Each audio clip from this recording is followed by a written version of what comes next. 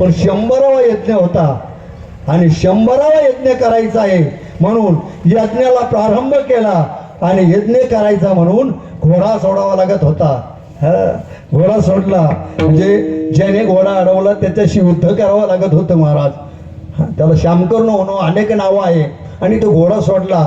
चला योगायोग असा आहे, इकडं यज्ञ चालू आहे आणि घोड्या माग 10,000 याचे मुलं आहे, इतर सैन्य आहे आणि चालले आहे. योगायोगानं पूर्ण जवळजवळ फिरून आले. शेवटचा मुक्काम होता आणि शेवटच्या मुक्कामाला सगळे झोपले बघा. आणि तिथं इंद्राला धास्ती पडली, कारण 100 यज्ञ ज्याचं झाले त्याला इंद्र होता येतं. जेव्हा इंद्राला कळवलं का याचा जर 100वा यज्ञ पुरा झाला तर आपल्याला आपली खुर्ची सोडावा लागल, आपली गादी सोडावा लागल. मग इंद्राने कपट रूप तयार केलं, राक्षसाचं रूप धरलं महाराज. आणि तो जो आसू होता तो घोडा, तो आसू घेतला. हे सगळे झोपलेले आहे. तो आसू घेतला आणि एका ऋषीच्या कपिल मुनीच्या आश्रमामध्ये तो आसू बांधून दिला महाराज. कपिल मुनी ध्यानस्थ होते. कपिल मुनीला मनोमन ध्यानस्थ केलं, महाराज मला माफ करा, मी घोडा बांधला आहे आणि इंद्र पळून जातो महाराज. ही सैन्य 10,000 मुलं बरेच फिरता, यांना घोडा सापडत नाही. पण योगायोगानं यांना बरेच फिरल्यानंतर घोडा सापडतो आणि ज्या वेळेला त्या अश्वाजवळ घोड्याजवळ ते येतात, बघितलंय अरे आपला अश्व इथं बांधलेला आहे. आश्रमाच्या थोडे मध्ये गेले. कपिल मुनी ध्यानस्थ बसलेले समाधीत आहे. आता हे 10,000 आपल्यासारखेच होते महाराज. विचार विनिमय सगळ्याची चर्चा चालू झाली. अरे हा तर साधू दिसतोय, साधूचा आश्रम आहे. काही म्हणे अरे काचा साधू, हा ढोंगी साधू. यानं आपला घोडा चोरला, अश्व चोरला आणि आता मुद्दाम बसला. बरेच कुचेष्टा केली. नवे नवे मेलेला सर्प घेतला आणि त्याच्या गळ्यात टाकला महाराज. आता ते कपिल मुनी होते. साधू तुम्हाला माहिती आहे का? कृपा केली तर आयुष्याचं कल्याण. जर साधूने डोळे उघडले समाधीतून बाहेर आल्यावर एखाद्यावर कृपा केली तर आयुष्याचं कल्याण. जर क्रोध केला तर जाळ.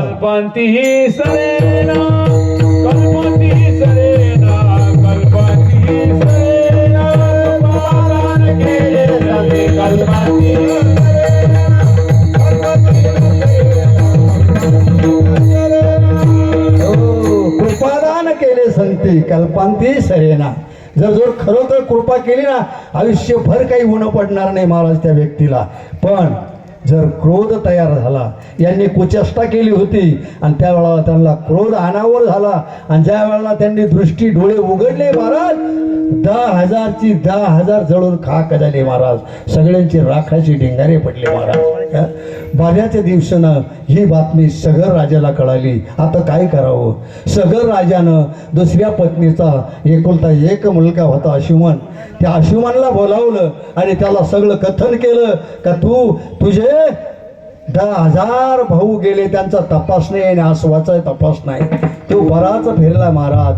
फिरून फिरून बघा, फिरून फिरून त्याला सुद्धा तो ऋषींचा आश्रम सापडतो आणि तो जेव्हा तिथं जातो तर 10,000 लोकांचे राखेचे ढीग त्यांनी बघितले महाराज. आणि पुढं जातो, साधू बसलेले आहे पण हा नम्रतेने जातो. नम्र झाला होता तेने कोंडिले आनंदा. नम्र झाला. कपिल मुनी पुढे गेला, म्हणे माफ करा, मी तुमची कीर्ती ऐकून आलेलो आहे. हे ढिगारे पडले, बरेच दिवस झाले, माझे 10,000 भाऊ पुढे गेले, त्याचा तपास नाही. कपिल मुनीला वाटलं हाय त्यांचाच भाऊ आहे ना, पण सावकार होता तरी भाऊच आहे ना. पण कपिल मुनींनी सांगितलं बरं तुझे भाऊ गेले, मग आता तू आलाय का? नाही बाबा, मला माफ करा, कारण माझे जे भाऊ होते ते उन्मत्त होते. बाबा उन्मत्त होते, मी माफी मागतो तुमची, पण मला सत्कर्म करायचं आहे, चांगला मार्ग सांगा बाबा, विनंती करतो. त्यावेळेला कपिल मुनींनी सांगितलं हे बघ, हे राखीचे ढिगारे दिसतं ना, हे तुझे भावांचे आहे. त्यांनी माझी कुचेष्टा केली, माझ्यावर चोरीचा आरोप घेतला, म्हणून त्यांना ते प्रेत योनीमध्ये भटकत आहे. तर बाबा याच्या उद्धारासाठी काही मार्ग सांगा. त्यावेळेला कोपली म्हणून सांगतात, मी सुद्धा याच्यावर काहीच करू शकत नाही, पण तुला एक मार्ग देतो. तेवढा मार्ग जर तू केला तर निश्चित यांच्या हाती मला शांती मिळेल. काय मार्ग आहे सांगा बाबा मला. त्यावेळेला त्यांनी मार्ग सांगितला, गंगा आहे, जर गंगा आणली आणि गंगेची पाणी जर या राखेला लागलं तर यांचं प्रेत आत्मेतून सुटका होईल, यांना मुक्ती मिळेल. चला वेळ कमी आहे. आशिमन राजा ठरल्याप्रमाणे घरी आला आणि वनात गेला आणि भगवे वेशधारी करून तपश्चर्यासाठी बसला महाराज. त्याची तपश्चर्या सुद्धा फेल गेली. त्याच्या पुढे दिलीप नावाचा राजा झाला, त्यानंही तपश्चर्या केली, त्याची तपश्चर्या फेल गेली महाराज. आणि दिलीपच्या पोटी भागीरथ म्हणून अवताराला आला. भागीरथ राजा अवताराला आला आणि ज्या वेळाला भागीरथाला सगळा वृत्तांत आपल्या पित्याने सांगितला त्यावेळेला भागीरथ निघाला. भागीरथ शूर होता, शूर होता भागीरथ निघाला महाराज. आणि काही हो आता गंगा आणायची म्हणजे आणायची. त्याने निश्चय केला, निश्चयाचे फळ आणि तुका म्हणे त्याची फळ. निश्चय केला, रथावर आरूढ झाला आणि निघाला महाराज. ने बघा पुढे जाऊन असं काही घडलं का इंद्राने सुद्धा त्याला मदत केली. इंद्रही आला आणि इंद्राने सांगितलं का गंगा आणण्यासाठी तुम्हाला परत हे युद्धच करावं लागेल, कारण पुढं राक्षस मंडळी आहे. पण त्यांनी राक्षसांचा सुद्धा पराजय केला महाराज. आणि डायरेक्ट गंगा मातेला आव्हान केलं का मी.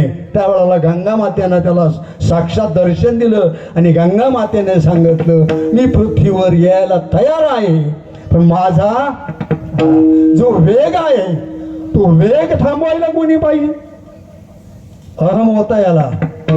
याने सांगितलं नाही मला बाकी माहित नाही, तुम्ही आल्याच पाहिजे. एक क्षणभर गंगेने आगमन केलं महाराज. याच्याबरोबर जेवढं सैन्य होतं ना तेवढं व्हायला लागलं. याने परत गंगेचा नमस्कार केला, माता थांबून घ्या, असं का झालं, एवढं माझं सैन्य वाहून चाललंय. गंगामानं सांगितलं मी सांगितलं होतं तुला, माझा एवढं आरवणारा माणूस पाहिजे, याचा योग्य असा पुरुष पाहिजे. त्यावेळेला तिनं सांगितलं बाबा तुम्ही म्हणताय माझं सैन्य वाढलंय, पण गंगा माता मी काय वाहिलो नाही.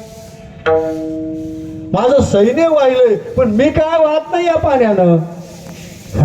त्यावेळेला गंगा मातेने उत्तर दिलं, अरे तुझे बराच पूर्वज ज्यांनी तपश्चर्या केलेली आहे ते तपाचं पुण्य तुझ्याकडे आहे, म्हणून तुला हे पाणी काही करू शकत नाही. ही बाकीची वात आहे. मग याच्यावर पर्याय हात जोडले. याच्यावर पर्याय गंगा मातेनं पर्याय सांगितला, मी विष्णूच्या चरणातून निघालेली आहे आणि ब्रह्मदेवाच्या कमांडो मध्ये माझा मुक्काम आहे. तू एक काम कर, पहिलं ब्रह्मदेवाला प्रसन्न कर. त्यानं तपश्चर्या केली, ब्रह्मदेवाला प्रसन्न केलं महाराज. विष्णू भगवंताची तपश्चर्या केली, विष्णूला प्रसन्न केलं. सगळे तिघे तयार झाले, गंगा माता यायला तयार झाली. यांनी दोघांनी कृपा केली, पण आता तिचा ओघ थांबवण्यासाठी कोणीतरी पाहिजे का नाही. परत याला ब्रह्मदेवाकडून आज्ञा मिळाली का एकच व्यक्ती आहे, एकच भगवंत आहे का तो गंगेचा वेग थांबवू शकतो. कोण आहे तो विचारलं. त्यावेळेला शंकराचं नाव जेव्हा घेतलं, हा परत शंकराची तपश्चर्या करायला लागला. शंकर पार्वतीला प्रसन्न केलं आणि विनवणी केली, भगवंता माझ्यावर कृपा करा का जगाच्या कल्याणासाठी. ऐका पहिला शब्द काय वापरला, जगाच्या कल्याणासाठी. ही गंगा जर तुम्ही पृथ्वीवर पाठवली तर मोठा उपकार होतील. आणि त्यानुसार माझे बरेचसे पूर्वज नरक यातना पितृयातना म्हणजे भोगीत आहे, त्यांच्या मुक्तीसाठी मला गरज आहे. तुम्ही काही करा, पण गंगेचा तिसरी धारे बरं का, 3 धारा आहे, तिसरीच धारा आहे तेवढी पाठवा. बघा योगायोग कृपा झाली भागीरथावर आणि त्या गंगेने आपली तिसरी धारा सोडली महाराज. जिथं याचे पूर्वीचे जे 10,000 पित्र होते पहिलं त्यांचा उद्धार झाला महाराज. आणि बघा कुठं येऊन पुढे एका साधूचा आश्रम व्हायला लागला, त्या साधूने तेवढी गंगा पिऊन घेतली महाराज. परत परत याने ते साधूची विनवणी केली आणि साधूला समजवलं, साधू महाराज ह्या जगाच्या कल्याणासाठी एवढं कार्य आहे, तुम्ही मला जरा उपकार करा आणि तुम्ही काही करा, पण गंगेचं पाणी सोडा. त्यावेळेला गंगा सोडली. विठ्ठल विठ्ठल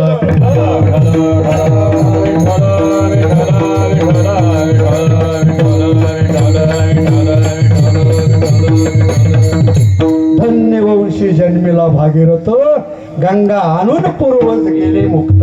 या न्यायाप्रमाणे पूर्वज मुक्त केले महाराज. तसं जर विचार केला आजही या जोडीने, कारण सगळ्यांना माहिती यांनी चारीधाम यात्रा केली महाराज. कारण यात्रा करण्यासाठी वय लागतं बरं का, वय लागतं, केव्हाही चालत नाही. कारण पुरावे आहे, आमच्या संतांनी सांगितलं सकळ शेत आहे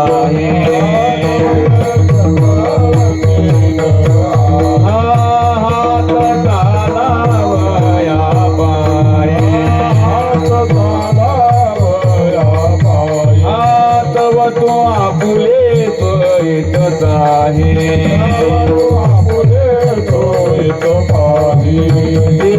तीर्थयात्रेलाय सुकुना गोजवा काळाचे दुरी ठेला, जवा काळाचे दुरी ठेला.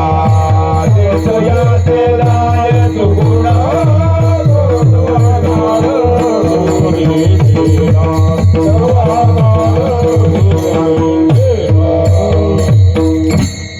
जवळ सकळ सिद्ध आहे, हात चालावया पाय, तो तू आपले सहित पाय.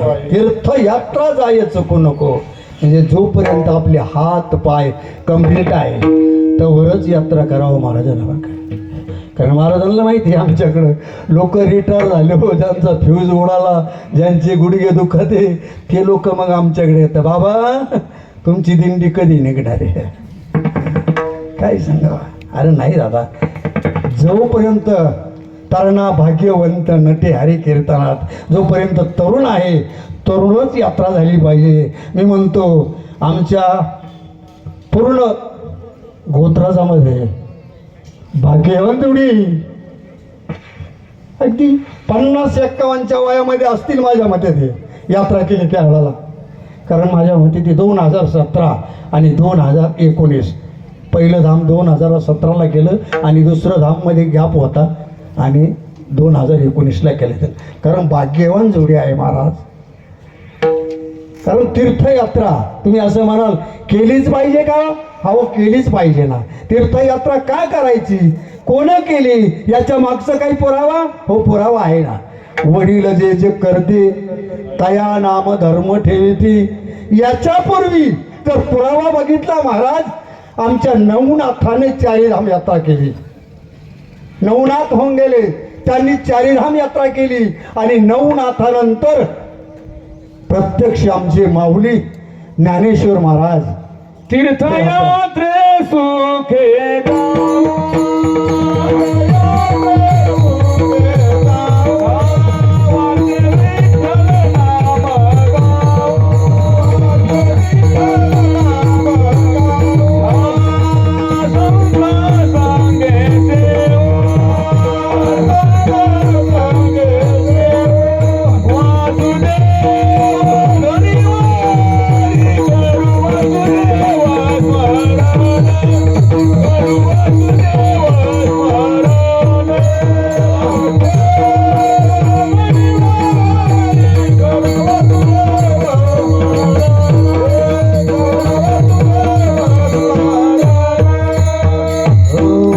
तीर्थयात्रा ही जीवनात केलीच पाहिजे, लक्षात ठेवा. कारण आमच्या ज्ञानेश्वर महाराजांना निवृत्ती दादानं आज्ञा केली, ज्ञाना तू तीर्थयात्रा कर. आता तीर्थयात्रेला जायचं, पण ऐका बरं का, तीर्थयात्रा करताना बरोबर सुद्धा संत लागतात. आता ज्ञानेश्वर महाराज कोण होतं सगळ्यांना माहिती आहे, उपजिताचं ज्ञानी. तरी सुद्धा कोणाबरोबर कोणाच्या संगतीत यात्रा करायची, मनाने दृढ निश्चय केला आपण पंढरपूरला जाऊ आणि भक्ताचा देवाचा भक्त आहे लाडका नामदेवराय याच्या बरोबरच तीर्थयात्रा करू. त्र्यंबकहून आळंदीवरून निघाले महाराज आणि पंढरपुरामध्ये गेले. पांडुरंगाचं दर्शन घेतलं. तिथं माहिती मिळाली की नामदेवरायाचं कीर्तन चालू आहे वाळवंटामध्ये. दर्शन घेतल्यानंतर ज्ञानेश्वर महाराज वाळवंटात गेले, कीर्तनात गेले. आता तिथं जनाबाईकडे अधिकार होता. मार्गदर्शन कार्यक्रमाचं मार्गदर्शन जनाबाईकडं होतं. जनाबाईनं माऊलीला बघितल्या जनाबाईनं टाळ उचलला आणि माऊलीच्या गळ्यात दिला. माऊली टाळ घ्या आणि कीर्तनाला उभे राहा महाराज. माऊलीनं गळ्यात टाळ घातला. अहो काय कीर्तन आहे ते. एकच टाळी झाली चंद्रभागे वाळवंटी एकच टाळी झाली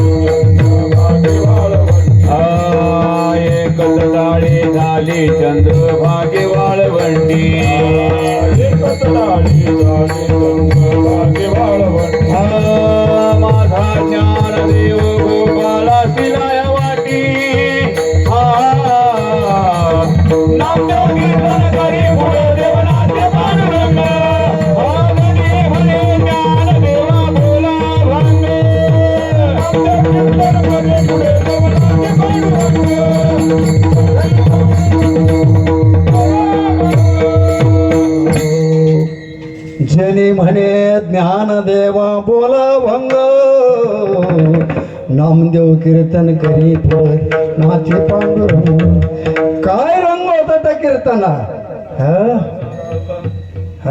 कीर्तन रंग कीर्तनी भरिला प्रेमाचे ने छिंदे विठ्ठू नाचू लागला. नाचता नाचता देवाचा गळाला पितांबर सावध वय देवायसा बोले कबीर नामदेव कीर्तन करी पुढे देव नाचे पांडुरंग. अशा संतांच्या संगतीमध्ये ज्याच्या कीर्तनात देव नाचतो अशा साधूच्या संतांच्या संगतीमध्ये जर तीर्थयात्रा झाली महाराज त्याच्यासारखं भाग्य नाही. भाग्याचा उदय आणि ते हे जोडे संत पाय. तसं पुंडलिकाचं भाग्य उदयाला आलं महाराज. पुंडलिकाचं भाग्य उदयाला आलं. जिथं मुक्काम केला होता मंद प्रकाशाच्या ठिकाणी जेवण केलं आणि झोपला. रात्री 12च्या वेळाला 3 काळ्या कुट्ट स्त्रिया त्या रस्त्याने येत होत्या महाराज. पुंडलिक झोपलेला होता. तोंडावरला कपडा काढला बघितलं पण त्या काळ्या कुट्ट दिला. परत घाबरला. परत तोंडावर पांघरून घेतलं आणि झोपला महाराज. एवढं बघितलं होतं की त्या मंद प्रकाशाकडे गेले म्हणून. आणि जेव्हा पहाटे 4 वाजता त्या तिघी जणी रिटर्न आल्या महाराज त्यावेळेला त्या रूपान होत्या अगदी सोजवळ दिसत होत्या. यानं परत तोंडावरून पांघरून काढलं आणि चककला. हा काय विचित्र आहे. रात्री 3च होत्या काळ्या कुट्ट होत्या आणि आता तर उपवन आहे. पुंडलिक लगेच उठला आणि समोर रस्त्यावर गेला आणि त्यांना आडवा झाला रस्त्यामध्ये आणि हात जोडले. रात्री गेलेल्या 3 होत्या आणि आता 3 आहे. मग रात्री गेलेल्या त्या कोण होत्या आणि तुम्ही कोण स्त्री आहे एवढं मला सांगा. ऐका त्या स्त्रियांचे उद्गार ऐका. त्या स्त्रियांनी सांगितलं पाप्या बाजूला होय तुला आम्ही स्त्रिया दिसतो. आम्ही स्त्रियांचे रूप घेऊन आलो पण आम्ही 3 प्रकारच्या गंगा आहे. 3 प्रकारच्या गंगा. अरे तुझ्यासारखे पापी येतात आमच्यामध्ये स्नान करतात आणि त्या पापाची मलिनता म्हणून तुला रात्री आम्ही काळ्या दिसत होतो. पण इथं असलेले आमचे सद्गुरू कोणाचा आश्रम होता. कुक्कुट स्वामीचा आश्रम होता महाराज. रोज नित्यनेमाने कुक्कुट स्वामीची 4 तास आम्ही सेवा करतो आणि ते सेवेचं प्रतीक म्हणून आम्ही रूपवन झालो महाराज. तीर्थेत या ठाया तीर्थेत या ठाया